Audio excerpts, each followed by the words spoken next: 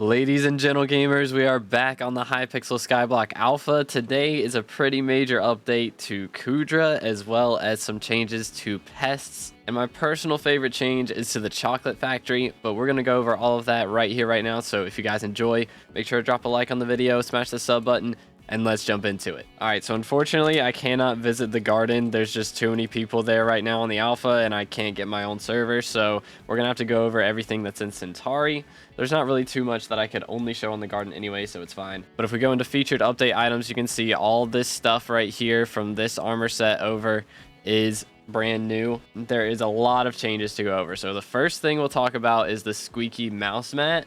This is a new drop from the brand new pest, the field mouse, which we'll talk how to get that in a minute. But basically it just lets you set where you're looking at, which is really nice. There's a lot of mods and things that have already added this in, but being able to have it on the actual in-game item is pretty cool. There's also a new squeaky toy reforge, another drop from the field mouse that gives extra bonus pest chance and decreases the spawn cooldown of pests. And then we have the two items that can help you catch the new field mouse, the mouse trap and the pest trap. So basically these pest traps, you can put them on your garden and fill it with bait, which is any of these drops down here: compost, honey jars, dung. These are all baits now that you can put in the trap, and then depending on the bait you put in, I believe will be what you're most likely to catch. So if you want locusts or slugs, you'd put in plant matter. If you want beetles or flies, you put in dung, etc. Basically these things will catch different pests for you even when you're offline, so you can kind of rack up pests without even playing. So it's pretty nice. And you can buy these two items from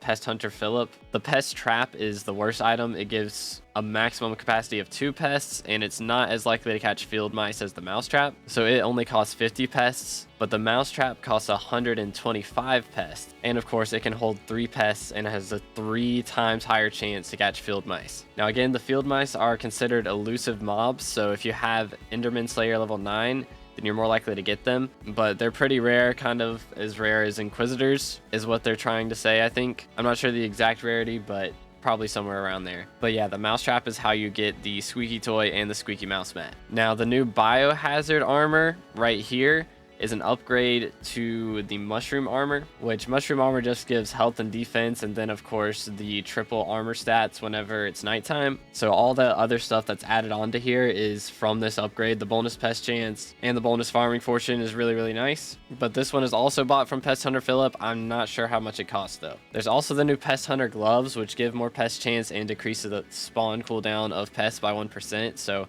if you use these gloves plus the pest vest and you have the squeaky toy reforge on every single one of your equipment pieces, you can get a 25% decrease on the spawn cooldown of pests. So it's pretty useful if you're going to pest grind. But that brings us to our next topic, which is wheat. Basically they changed the way that wheat is crafted, so now it's pretty similar to a lot of the other things. Whereas tightly tied hay bales used to be super expensive, it would cost about 186,000 wheat to craft one tightly tied hay bale.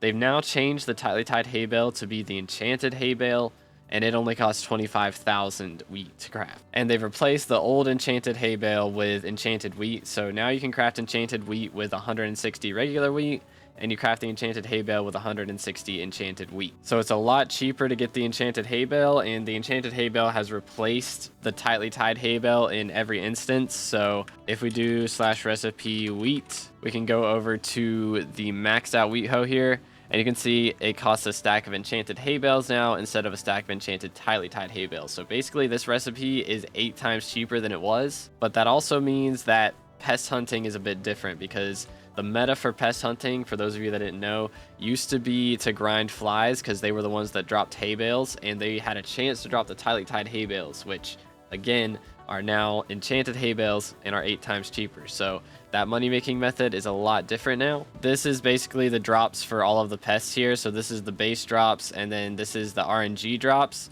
So you do have a chance to get 3 times enchanted hay bales, but that's still like less than half of what the tightly tied hay bale used to be. So flies make half as much money as they did, but they did increase the drops from every single other crop. So they're basically trying to even everything out.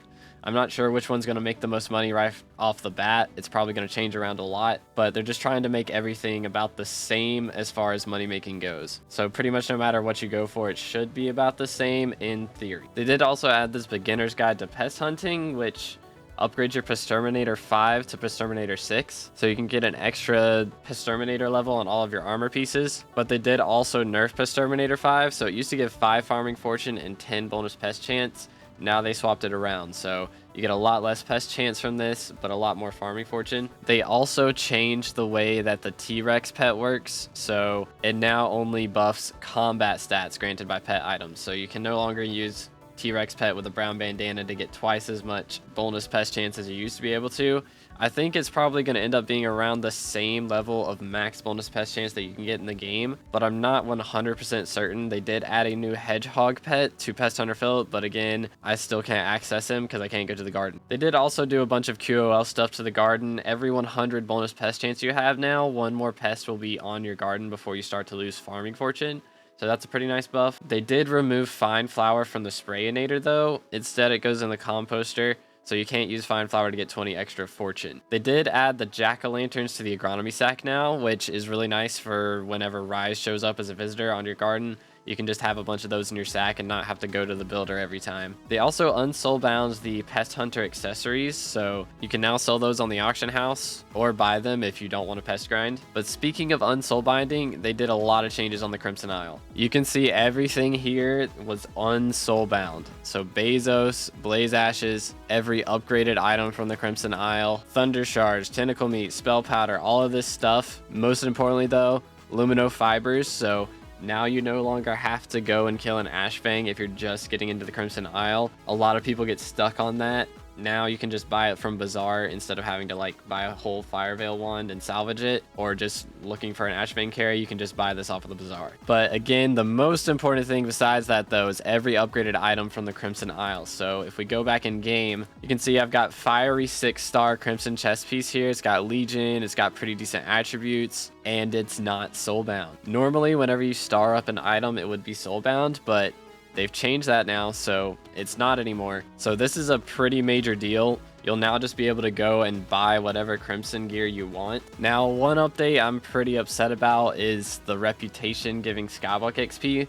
Basically, each faction now gives a certain amount of SkyBlock XP. They did change it, so now you won't lose XP whenever you gain XP with another faction. So you can be max XP in both factions now without having to get to like 24,000 overflow XP on one and then swapping over to the other. But this is kind of annoying for me, seeing as they added SkyBlock XP to it, and I already did this, but they didn't have this change in order. So I am like negative 3,000 XP in barb reps. So if I want max SkyBlock XP now, I gotta grind out 15,000 barb rep, even though I already did it once. But they also made some pretty major changes to the Kuudra stages of the game.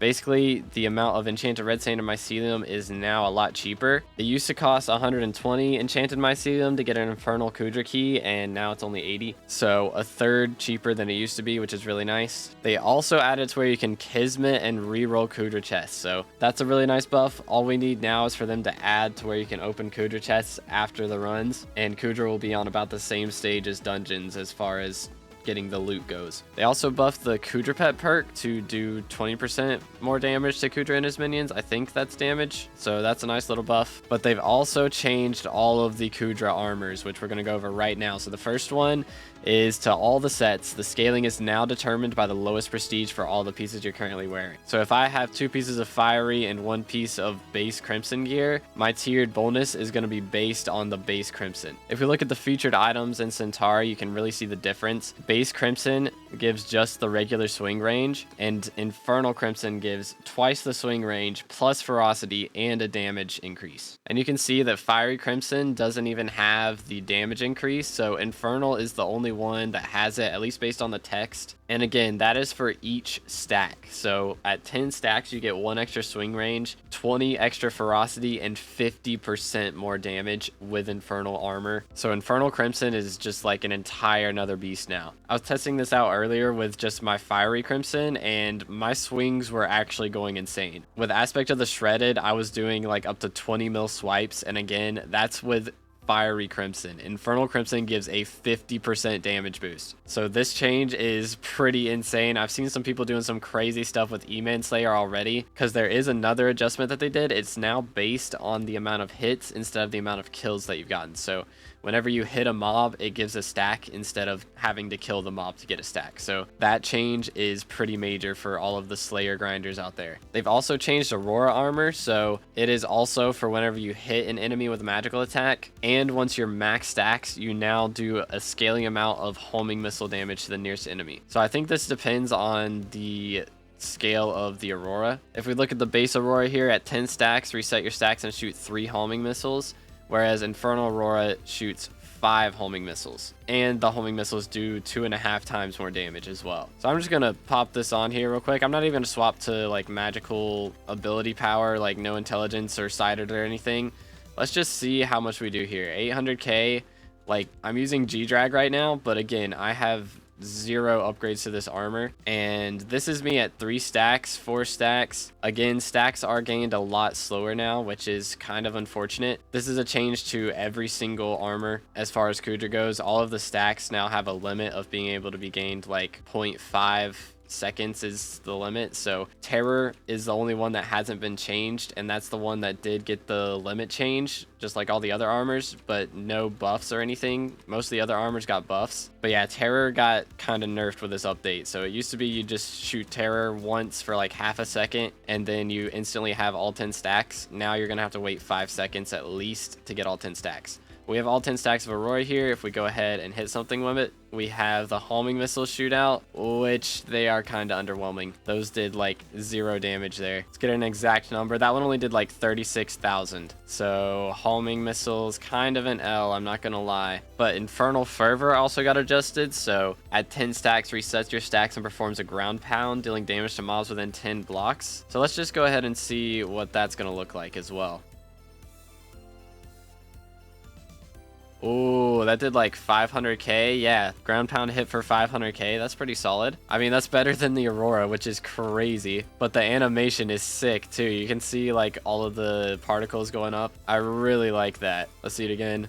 Boom, dude. Ground pound hit 3 enemies for 1.7 mil damage. They also reworked the hollow wands, so all of the abilities are a little bit different now. There's Spirit Spark, Hollowed Rush, Raging Wind, and Ichor Pool. I just want to test real quick and see what the Ichor Pool does. I don't want to spend too much time on these because we do still have a lot of other things to go over. But Ichor Pool does require 30 stacks, so if you're going to use this ability, it's going to take a while. But let's see if it's worth it. I think that's literally just healing. Casting spell, Ichor Pool. I think that literally just heals. I don't know how long it lasts though, because it's still here. Okay, there we go. I think that lasted like 15 seconds or something. So I mean, not bad for healing, but like, who heals? Let's try this Raging Wind ability. Right, left, right. Okay, here we go. Right, left, right. Oh, does that like buff me or something? I don't know what all these abilities do.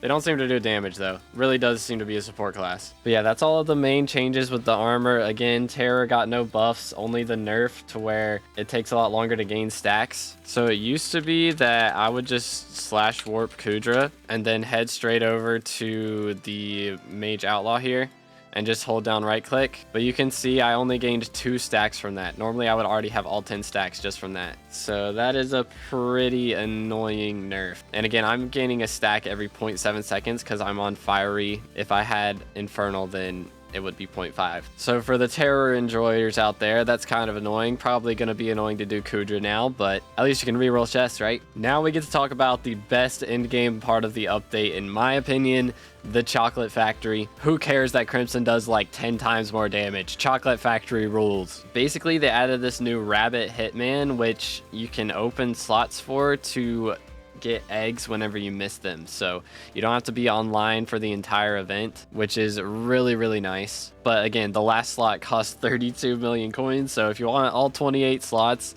it's gonna cost like over 100, maybe even over 200 million coins. But that is some eggs that you can get in case you miss some. They also added some new residents. So this is the castle hub resident. Basically, you can only find this rabbit if you're getting eggs from the hub. And there's different rabbits for different areas. There's Deep Caverns, Crimson Isle, Gold Mine. There's some that are just like all over the entire Skyblock universe. So you'll have to grab eggs from all these specific locations, at least at some point. They did did also add a new one for killing the Carrot King and one for finding 15 unique egg locations in the dungeon hub. So gonna have to do that at some point. They did also add a new rabbit minion skin plus the hot chocolate mix-in, which gives extra pet luck and extra chocolate per second. So it does cost 1.5 billion chocolate, but at least it's something useful from the chocolate factory that you can consistently buy even if you're on Iron Man. They also buffed rabbit shrines, so you now have twice as high of a chance to get higher rarity rabbits. They also buffed the accessory line, so it also gives twice the chance to find a chocolate rabbit that you haven't found yet. Plus, one of the nicest changes as well is they made it so eggs will now take 20 minutes longer to disappear. So it used to be that after an egg appeared, it would be there for 20 minutes and then it would disappear. Now it'll be there for 40 minutes. So you can wait 40 minutes before you go and get eggs, and you can grab 6 of them at a time. So I'm sure there will be some bugs with eggs being in the same location and things, but that was already in the game anyways. So now you won't have to downtime in between dungeon runs nearly as often. They also did a ton of changes to trophy fishing. Of course, right after I finish it, they made the hot bait give 15 speed, increase the vanille's catch chance to 4%, so an extra 1% catch chance. They also added to where you can see your trophy fishing chance as a profile stat. So if you go into your SkyBlock menu and check your profile, you can see how much trophy fish chance you have. Plus, each star on all of your different pieces of hunter gear will now give a certain amount of fishing speed. So that's a pretty nice buff. Also, aside from trophy fishing, you can use the Gill Splash or Fin Wave, any of this gear, in trophy fishing. But even outside of trophy fishing, people use this, and it gives 2 extra fishing speed per piece now. So if you have the whole set, that's going to be an extra 6 fishing speeds. So really, really nice there. They also made it so collecting trophy hunter rewards grants 20 magma fish at that tier. So you can see the novice trophy hunter gives 20 magma fish. The silver one gives 20 silver. The gold gives 20 gold, and the diamond gives 20 diamond magma fish, which is more than anybody could ever need. Hopefully they make this retroactive so that I can go back and claim it, even though I've claimed all the other rewards. I didn't get to claim that, so that would be nice. But that is all of the major changes currently on alpha. Again, this just came out, so there's bound to be more changes before it comes out to the main server. But let me know what you guys think in the comments down below. I read all of the comments, so if you've got a good idea, make sure to say it. But again, thank you guys so much for watching to the end. I hope you enjoyed. If you did, drop a like, smash the sub button. We're on our way to 18,000 subscribers, so if you want to see the video on when this comes to the main server, make sure to smash the sub button, hit the notification bell, check out the music and the Discord in the description, and I'll catch you on the next one. Have an amazing rest of your day, and God bless.